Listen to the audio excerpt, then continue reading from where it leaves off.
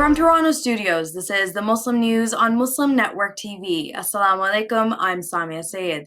Our top story tonight, the killing of African Americans by police officers in the United States is a widespread, decades-old problem. Political activist Ron Jackson recently told Turkey's Anadolu news agency that there have been several high-profile killings of Black people by cops in recent years. Jackson, who hosts a radio talk show in Houston, says African Americans are 3 times more likely to be killed by police than whites. In most cases, police officers who kill Black people face no consequences. Johnson says police departments need to change the way they deal with African Americans and be held accountable when they use excessive force.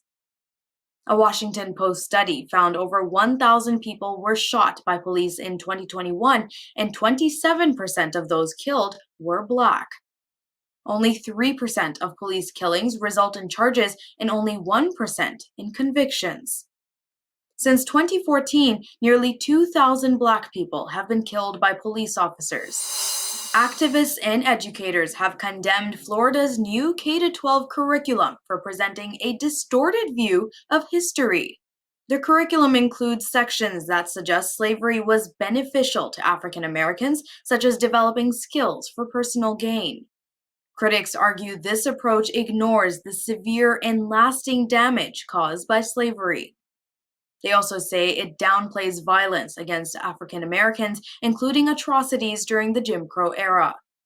As well, they stress that it teaches a distorted version of history and does not give students an accurate picture of the country's past. Florida Commissioner of Education Manny Diaz Jr. is defending the curriculum. He claims it provides a comprehensive understanding of African American history. The Florida Education Association, the state's largest teachers union, says these standards do a disservice to Florida students and represent a huge step backwards. The Senate Judiciary Committee has passed a bill that would require the Supreme Court to adopt a mandatory code of ethics. The measure requires the Supreme Court to follow stricter rules on information disclosure. Led by Senator Sheldon Whitehouse, the legislation passed with votes from all caucuses and no Republican support. The bill now goes to the House for debate and a vote. If passed, it gives the Supreme Court 180 days to adopt a binding code of ethics. Supreme Court justices are the only federal judges in the U.S. not bound by a code of ethics. The bill would require parties involved in cases to disclose to the Supreme Court any recent gifts, travel, or reimbursements received. It also would establish a new disqualification criteria for gifts, income, or reimbursements to judges. Republicans have opposed the bill. They argue that it would destroy the United States Supreme Court as an institution. A recent poll found nearly 60% of Americans support ethics reform in the Supreme Court. The death of a 16-year-old boy who worked in a Mississippi poultry plant has renewed concerns about the safety of child workers. It also has brought into focus attempts by some lawmakers to weaken child labor laws. Duvon Perez, an immigrant from Guatemala, was fatally injured while cleaning equipment at a poultry plant in Hattiesburg. His death has raised questions about whether the company complied with child labor laws. The Federal Fair Labor Standards Act prohibits employers from hiring anyone under 18 in such plants. Perez's death occurred less than 2 weeks after another 16-year-old boy was killed while working at a sawmill in northern Wisconsin. Since 2021, lawmakers in 14 states have introduced bills to soften child labor laws. These bills would allow younger children to work longer in more dangerous industries. The Economic Policy Institute has argued these deregulation efforts are driven by corporate desires to increase exploitation. Former President Donald Trump's 2017 ban on Muslims entering the United States continues to affect family reunifications. Although the ban was lifted when President Joe Biden took office in 2021, the additional vetting requirements are still causing delays in processing refugee cases.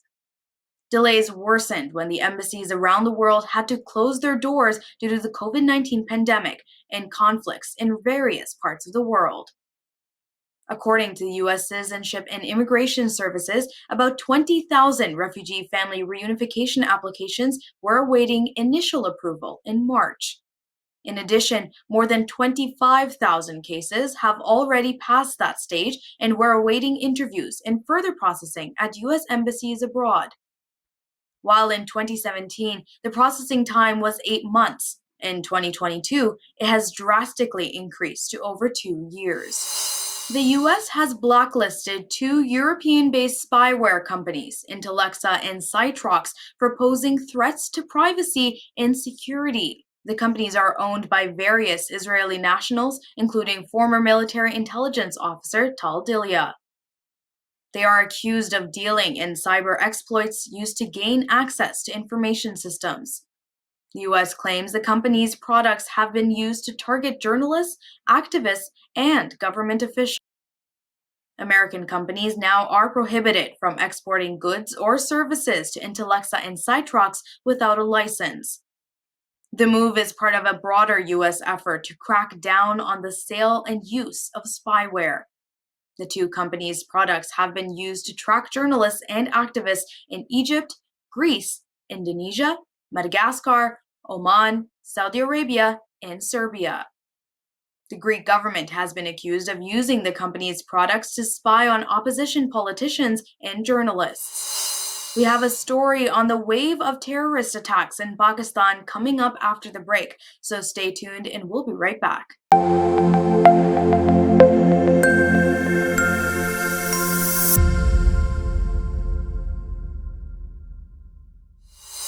Welcome back. In recent months, terrorist attacks have increased in the Pakistani provinces of Khyber Pakhtunkhwa and Balochistan, which border Afghanistan. On Thursday, 2 suspected suicide bombers killed 6 people and injured 8 others in a bomb attack near a government building in northwestern Pakistan. The attack occurred Thursday in the Bara Bazar area of Khyber district in Khyber Pakhtunkhwa province.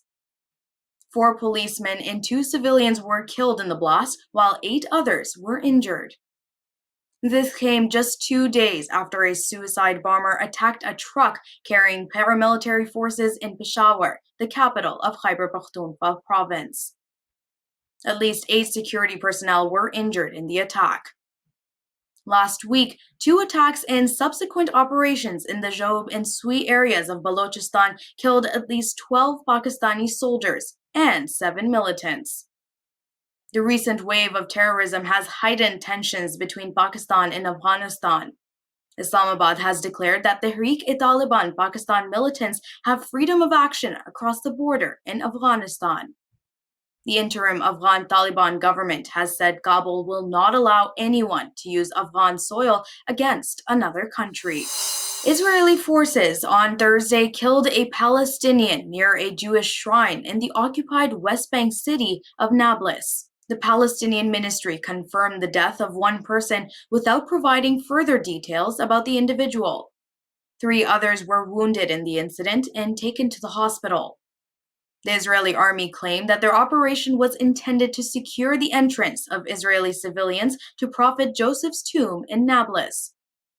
The army frequently escorts Jewish pilgrims to the holy site, while Palestinians see these visits as provocative. According to the Israeli statement, armed Palestinians were involved in the incident and engaged in violent activities. Israeli forces responded with live fire and riot dispersal measures. The incident occurred amid rising tensions in the West Bank, which have been under Israeli occupation since 1967. Throughout the year, the Israeli-Palestinian conflict resulted in the deaths of close to 200 Palestinians and 27 Israelis. The West Bank is home to almost 3 million Palestinians and around 400,000 Israelis residing in settlements considered illegal under international law.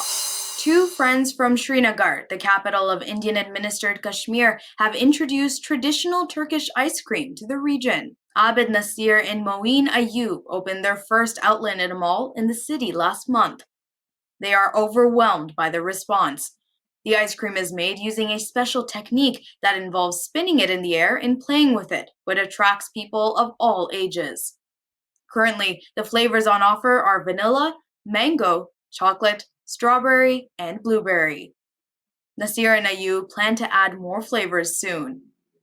The two friends are excited about the future of their business and hope to expand into other areas.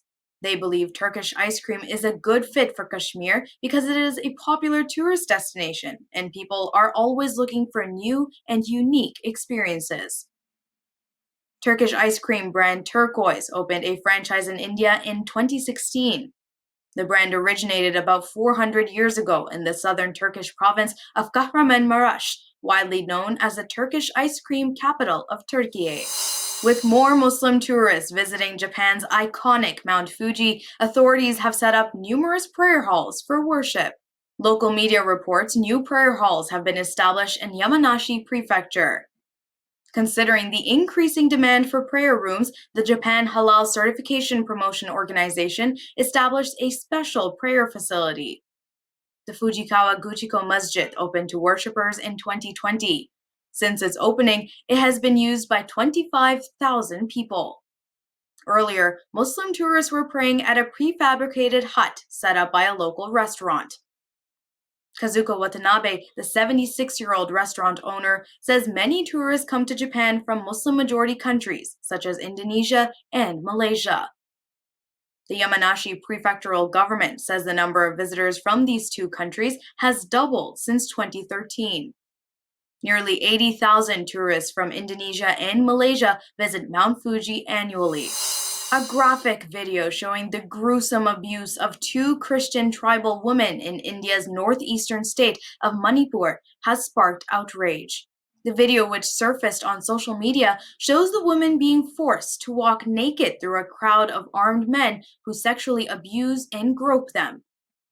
One of the women was reportedly dragged into the fields and gang raped. One of the survivors in the video told local media that police were present but did not do anything to help them. The second survivor says she saw 4 police officers sitting in the car who witnessed the violence. The incident occurred on May 4th, but the arrests were made only after the video surfaced on the internet. Manipur state, which borders Burma, has seen violence in the past 2 months, with over 120 people killed. The state has seen recurring clashes between two tribal groups, the Métis, who are Hindus, and the Kukis, who are Christians. The two women belong to the Kukis, who were attacked by the majority Métis tribe. India's Supreme Court has called for immediate action against the perpetrators to ensure that such incidents do not happen again. The state government, led by the Hindu nationalist Bharatiya Janata Party, has also promised to punish the culprits.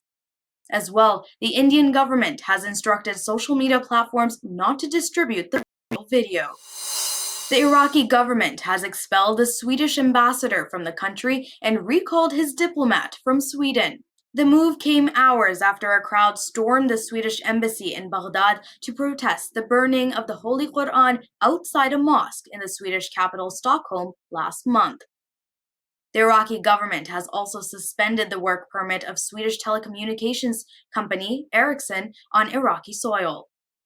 The government says it will sever diplomatic relations with Sweden if there is another Quran burning incident in the country. The attack on the embassy was prompted by the actions of Salwan Momika, an Iraqi refugee in Sweden who burned the Quran pages on June 28th. Momika had obtained a permit from Swedish police to do so. The government has requested his extradition to face trial in Iraq.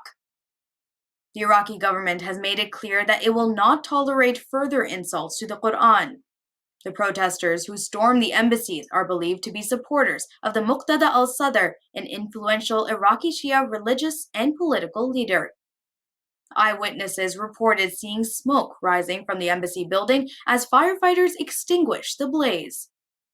The Iraqi government has said it will investigate the embassy attack and hold the perpetrators accountable. The U.S. has condemned the embassy attack and called on the Iraqi government to protect foreign diplomatic missions. Before we end today's news, I would like to make a special request. It takes more than 55 hours of work per day to produce this news segment for you. It is news with a unique perspective, and you can find it only on here, on Muslim Network TV.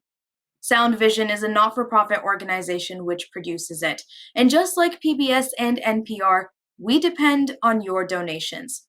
Please visit muslimnetwork.tv to donate now, or click the link below to donate.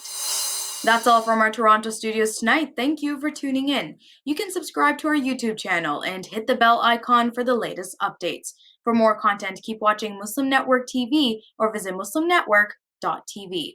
Assalamu alaikum and good night.